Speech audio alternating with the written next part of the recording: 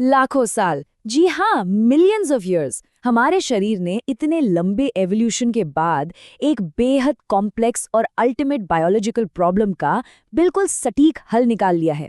और वो प्रॉब्लम आखिर है क्या? हमारे रोजमर्रा के भोजन को सेल्युलर फ्यूल यानी शरीर की ऊर्जा में बदलना। ये कोई मामूली काम नहीं है, बल्कि बायोलॉजी और केमिस्ट्री का एक सच्चा चमत्कार है। आज के इस रोचक विश्लेषण में आप सभी का स्वागत है। आज हम एक बेहद जबरदस्त और पूरी तरह से विजुअल सफर पर निकलने वाले हैं। हम बिल्कुल शुरुआत से लेकर अंत तक उस पूरे रास्ते को ट्रेस करेंगे जहां से हमारा खाना गुजरता है। एक निवाले से लेकर उसके आखिरी अंश तक हमारे शरीर का हर एक अंग किसी मास्टर क्राफ्ट्समैन की तरह काम करता है। तो चलिए बिना किसी देरी के शुरू करते हैं। ओके, तो चलिए सीधे इसमें डाइव करते हैं। इस ओवरआर्चिंग मैप पर एक नज़र डालिए। ये हमारे आगे के सफ़र का नक्शे कदम है। ये ब्रिलियंटली दर्शाता है कि पाचन नली यानी डाइजेस्टिव ट्रैक्ट किसी मेज़ की तरह हमारे शरीर में कैसे फैली हुई है और ये अलग अलग हिस्से एक दूसरे के साथ कितने कमाल तरीके से जुड़े हुए हैं। आज हम इस पूरी टाइमलाइन को 5 मुख्य हिस्सों में कवर करेंगे। पहला, जब खाना सिस्टम में प्रवेश करता है। दूसरा, एसिड से भरा वो मिक्सिंग बोल। तीसरा, पचन के कुछ बेहद ज़रूरी एक्सेसरी ऑर्गन्स। चौथा, छोटी आंत के अंदर का नज़ारा। और आखिर में कोलोन और उसके आगे का सफ़र। तो आइए इस मैकेनिकल और केमिकल ब्रेकडाउन के पहले चरण की शुरुआत करते हैं, एंटरिंग द सिस्टम। जैसे ही खाना मुंह में जाता है, उसको तोड़ने की प्रक्रिया ठीक उसी सेकंड शुरू हो जाती है। दांत और जीभ खाने को मैकेनिकली काटते और चबाते हैं ताकि वो एक नरम गोले में बदल जाए, जिसे बोलस कहते हैं। पर क्या आप जानते हैं कि केमिस्ट्री का असली खेल भी यहीं शुरू हो जाता है? सलाइवा यानी लार में मौजूद सैलिवरी एमाइलेज नाम का एंजाइम कार्बोहाइड्रेट्स को तोड़ना शुरू कर देता है। और यहाँ ध्यान देने वाली बात है एपिग्लॉटिस। ये एक छोटा सा फ्लैप है जो खाना निगलते वक्त हमारी सांस की नली को प्रोटेक्ट करता है, ताकि बोलस बिना किसी रुकावट के फूड पाइप यानी इसोफेगस में जा सके। अब जो इस विजुअल में सबसे रोचक बात सामने आती है वो है पेरिस्टाल्सिस। एसोफेगस में होने वाली इन मसल कंट्रैक्शंस पर ध्यान दीजिए। ये किसी रिदमिक लहर की तरह होती हैं और ये लहर इतनी पावरफुल होती है कि अगर कोई इंसान अपने सिर के बल उल्टा भी खड़ा हो जाए, तब भी ये कंट्रैक्शंस खाने को ग्रेविटी के बिल्कुल खिलाफ सीधे पेट तक पहुंचा देंगी। है ना हैरतअंगेज? अब ईसोफेगिस से आगे बढ़ते हुए हम अपने सफर के दूसरे पड़ाव पर आते हैं, जिसे हम कह सकते हैं द एसिडिक मिक्सिंग बोल। जब खाना स्फिंक्टम मसल को क्रॉस करके इस वॉलेटाइल केमिकल एनवायरनमेंट यानी स्टमक में आता है, तो ये जानकर सच में हैरानी होती है कि हमारा शरीर हर दिन लगभग 1 से 2 लीटर गैस्ट्रिक जूस बनाता है। और कमाल की बात तो ये है कि इसका बनना तभी शुरू हो जाता है जब खाने को देखा, सूंघा या सिर्फ महसूस किया जाए। खाने के पेट में पहुंचने से पहले ही सिस्टम पूरी तरह तैयार हो चुका होता है। स्टमक के अंदर की दुनिया बेहद एक्टिव है। इसमें रुगाए नाम की फोल्ड्स होती हैं जो आवश्यकता पड़ने पर पेट को फैलने देती हैं। इसमें मौजूद हाइड्रोक्लोरिक एसिड एक माइक्रोस्कोपिक डिफेंडर की तरह काम करता है, जो हानिकारक बैक्टीरिया को मारता है और इनएक्टिव पेप्सिनोजिन को पेप्सिन में एक्टिवेट करता है। फिर ये पेप्सिन प्रोटीन्स को तोड़ने का भारी काम करता है। लेकिन सोचिए, इतने खतरनाक एसिड से पेट खुद को कैसे बचाता है? इसका सीधा सा जवाब है एक प्रोटेक्टिव म्यूकस की लेयर। ये लेयर पेट की दीवारों को खुद पचने से रोकती है, जो इस डाइजेशन प्रोसेस में एब्सोल्युटली क्रूशियल है। आइए थोड़ा आगे बढ़ते हैं और देखते हैं कि ये पूरा प्रोसेस आगे कैसे बिल्ड होता है हमारे तीसरे चरण में, क्रूशियल एक्सेसरी ऑर्गन्स। इस मुकाम पर आकर कुछ वाइटल असिस्टेंट्स अपना रस इस डाइजेस्टिव ट्रैक्ट में मिलाते हैं। मेजर ऑर्गन्स और एक्सेसरी ऑर्गन्स के बीच का फर्क बिल्कुल साफ है। मुख्य अंग जैसे मुंह, फूड पाइप और आंतें, ये वो जगह हैं जिनके अंदर से खाना सीधे गुजरता है। पर एक्सेसरी ऑर्गन्स जैसे कि लिवर, गॉल ब्लैडर और पैंक्रियाज, इनमें खाना कभी भी एंटर नहीं करता। ये तो बस छुपे हुए केमिकल फैक्ट्रीज हैं जो अलग अलग डक्ट्स के जरिए अपने ज़रूरी फ्लूइड्स भेजते हैं, और इनके बिना एक कंप्लीट डाइजेशन होना पूरी तरह नामुमकिन है।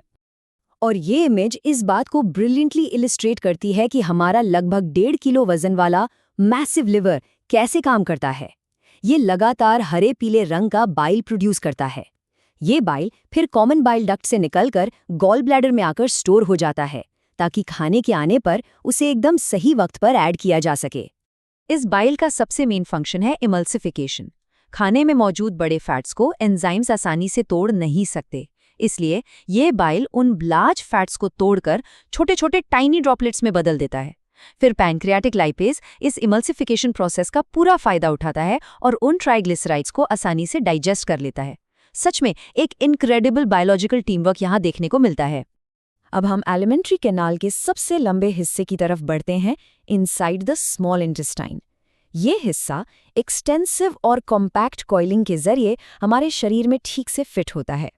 स्टमक से निकलकर जो आधा पचा हुआ सेमी फ्लूइड मटेरियल छोटी आंत के शुरुआती हिस्से यानी डियोडेनम में पुश किया जाता है, उसे काइम कहते हैं। स्मॉल इंटेस्टाइन की मांसपेशियां इस काइम को जोर जोर से आपस में घोलती और मिलाती हैं।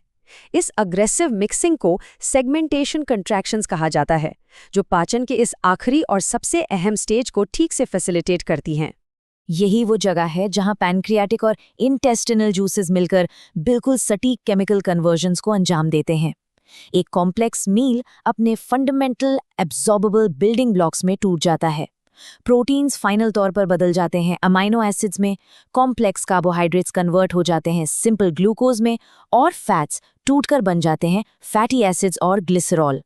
ये लिटरली किसी जादुई ट्रांसफॉर्मेशन जैसा है। तो यहाँ सबसे क्रूशियल पॉइंट ये आता है कि ये सारे टूटे हुए न्यूट्रिएंट्स आखिर ब्लड स्ट्रीम में जाएंगे कैसे। यहाँ एंट्री होती है विली की। ये 1 मिलीमीटर लंबे उंगलियों जैसी आकृति वाले प्रोजेक्शंस होते हैं जो पूरी छोटी आंत की लाइनिंग पर बिछे होते हैं। ये नन्हे विली अंदर के सरफेस एरिया को ड्रास्टिकली इतना बढ़ा देते हैं कि सारे नए बने न्यूट्रिएंट्स रक्त और लिम्फेटिक कैपिलरीज के जरिए आसानी से खून में एब्जॉर्ब हो जाएं। सफ़र के इस मुकाम पर आते हुए बाउहेंस वेल्व से होते हुए बचा हुआ अनएब्जॉर्ब्ड मटेरियल अपने फाइनल स्टेज की तरफ आगे बढ़ता है, द कोलन एंड बियॉन्ड। यहाँ एक क्लियर फिजिकल शिफ्ट देखिए।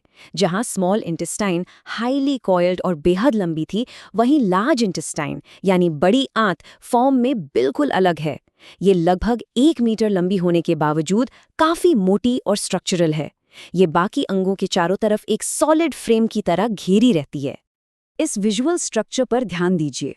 ये दिखाता है कि वेस्ट मटेरियल किस रास्ते से गुजरता है। पहले एब्डोमेन में ऊपर की तरफ, फिर आड़े में लेफ्ट टू राइट पार होते हुए, और आखिर में ठीक नीचे की तरफ जाता है। ये वेस्ट मटेरियल का एक बहुत ही definitive step by step physical progression है। सबसे पहले असेंडिंग कोलन इस डेब्रीज को सीकम से ऊपर की तरफ धकेलता है। फिर ट्रांसवर्स कोलन इस मटेरियल को पेट के ठीक नीचे बाईं से दाईं तरफ मूव करता है। उसके बाद डिसेंडिंग कोलन इसको वापस नीचे की ओर पुश करता है, और अंत में सिग्मॉइड कोलन इसको अपने फाइनल एग्जिट पॉइंट यानी रेक्टम तक ले जाता है। पर एक बात याद रखिए, लार्ज इंटेस्टाइन सिर्फ एक एग्जिट पाइप नहीं है। शरीर आखिरी वक्त तक पूरी मास्टरी के साथ चाइम में से हर एक बूंद पानी और ज़रूरी सॉल्ट्स को वापस एब्जॉर्ब कर लेता है। वेस्ट को ठीक से बाहर निकालने के लिए इसमें म्यूकस ऐड किया जाता है। और एक चौंकाने वाला फैक्ट ये भी है कि अपेंडिक्स, जिसे अक्सर यूजलेस समझा जाता था, वो एंटीबॉडीज बनाता है ताकि इम्यूनिटी बढ़ सके। शरीर हर एक फायदेमंद चीज निकालने के बाद ही अनएब्जॉर्ब्ड वेस्ट को एक्सक्रीट करने के लिए रेक्टम में भेजता है। तो इस पूरे रोचक सफर के बाद एक बेहद अहम सवाल दिमाग में जरूर आना चाहिए। जब लाखों सालों के एवोल्यूशन ने इस ह्यूमन बायोलॉजी के सीक्वेंस को, इस डेलिकेट मिरेकल को प्राकृतिक भोजन से सटीक न्यूट्रिएंट्स निकालने के लिए डिज़ाइन किया है, तो आज का मॉडर्न हाईली प्रोसेस्ड खाना इस नाजुक मशीनरी पर क्या असर डालता होगा? इस सवाल पर ज़रूर गौर कीजिएगा, क्योंकि हमारी डाइट इस इनक्रेडिबल कॉम्प्लेक्स मशीनरी को चलाती भी है और शायद बिगाड़ती भी है। अपने ही अंदर चल रही इस दुनिया को समझना वाकई हैरत अंगेज है।